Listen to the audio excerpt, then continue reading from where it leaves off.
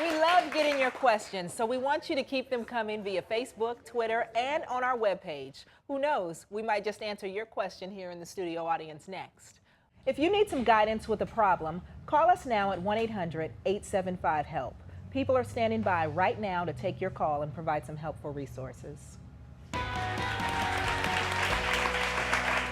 Welcome back, everybody. We're here today with the special guest, Tisha Campbell-Martin, and we're talking with Angie, who says she sacrificed her needs for her son with Asperger's, but worries she may be losing herself in the process. So Angie, how can we help you today?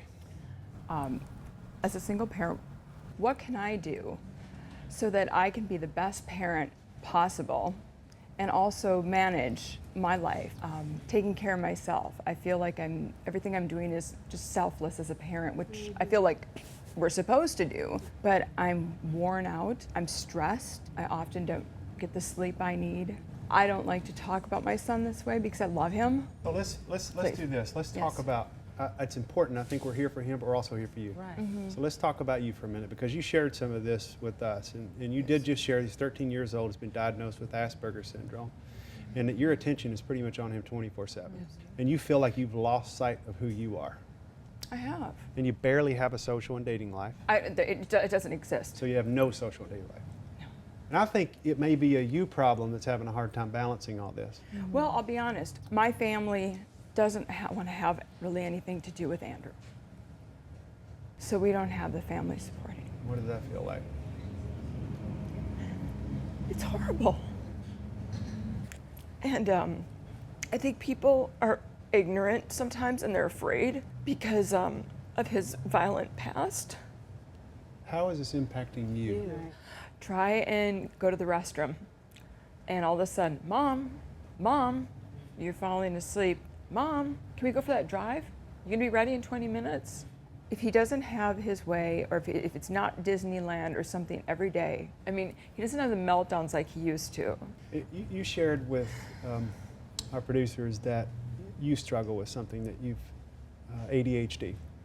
Yeah, And we all have it. He does too, combined type. Not unusual to have the comorbid diagnosis. I have it, so I know what that's like, and I see it. I'm watching you kind of spin, and you're Of course. all over that's what we do. We're multitaskers, so in a Yes. way it's going to make you show up incredibly well for him as a mom, because you can spin 9 plates at once. But what happens is we often have the ability to hyper focus too Yes.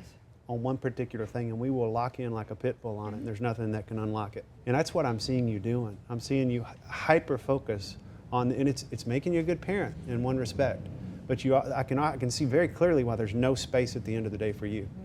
It's even hard to break you away from talking about it. Yeah. Everything I guess goes I have right a hard time talking about myself. I mean, You're not being selfish. You're being selfless. You have to try that a little bit more. Be selfless.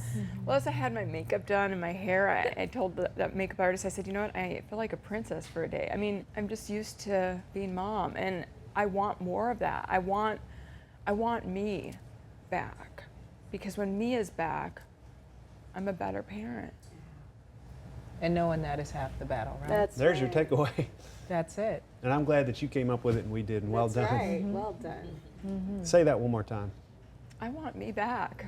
So I think what we want to do is get you some support back home, and find you some people that you can connect with and support. I know you did some research last night. We looked at some support groups, but I think you've got to have other people that can relate to you, that can hold you accountable. Yeah.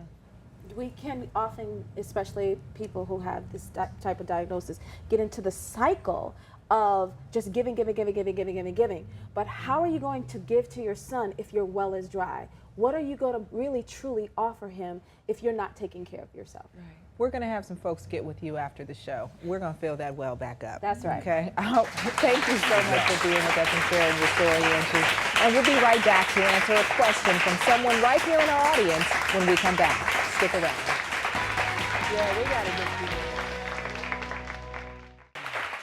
We love getting your questions, so we want you to keep them coming via Facebook, Twitter, and on our webpage. Who knows, we might just answer your question here in the studio audience next.